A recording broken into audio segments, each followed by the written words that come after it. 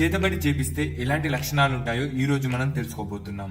ముఖ్యంగా శాస్త్రం నుండి చెప్తే చేతబడి, చెల్లంగి ఇలాంటి విషయాలు కూడా కొంతవరకు పొందుపరిచారు. ఇది తాంత్రిక మాంత్రిక పూజలకు సంబంధించిన ఒక ప్రక్రియ. దీని గురించి పెద్దలు చెప్పిన మాట ఏంటంటే, ఒక మనిషిని నాశనం చేయడం లేదా వశపరుచుకోవాలంటే వాళ్ళ మీద చెడు ప్రయోగాలు చేసి వాళ్ళని బాధ పెట్టే ప్రయత్నం చేస్తారు. ఎవరి మీదైతే ఈ పని చేశారో ఆ వ్యక్తి చాలా ఇబ్బంది పడుతూ ఉంటారు.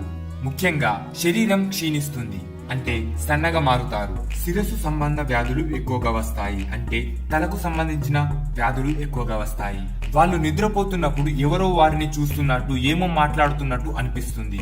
అలాగే అందరికి ఒకలాగే ఉంటదని చెప్పలేము. కొందరు కొంతవరకే హింసిస్తారు, మరికొందరు వశపరుచుకుంటారు, ఇంకొందరు నాశనం చేయడానికి ప్రయత్నిస్తుంటారు. మనం చేతబడికి లోనైనామా లేదా తెలుసుకోవడానికి ఇంట్లో పాజిటివ్ ఎనర్జీ, నెగిటివ్ ఎనర్జీని గ్రహించాలి. ఇంట్లో పాజిటివ్ ఎనర్జీ, నెగిటివ్ ఎనర్జీ తెలుసుకోవాలంటే ఒక నిమ్మకాయ తీసుకోవాలి. దాన్ని సగంగా కట్ చేసి సింధూరంలో అద్దాలి. ఆ తర్వాత ఒక రోజు తర్వాత చూడాలి. అది కలర్ మారినట్లయితే మీరు చేతబడికి లోనైనట్లు. ఒక మేకును తీసుకొని నల్ల జీడి పిక్క చుట్టూ తింపుతూ ఉండాలి. ఒకవేళ అది పగిలితే మీ ఇంట్లో చేతబడి జరిగినట్లే. చేతబడి నిర్మూలన కోసం వాటికి సంబంధించిన వారిని అనుసంధానిస్తే సరిపోతుంది. ఆయన దాన్ని తొలగిస్తాడు. అలాంటి వారు కూడా ఉంటారు, కానీ చాలా తక్కువ మంది ఉంటారు. అలాంటి వాళ్ళలో మన గురూజీ ఒకరు.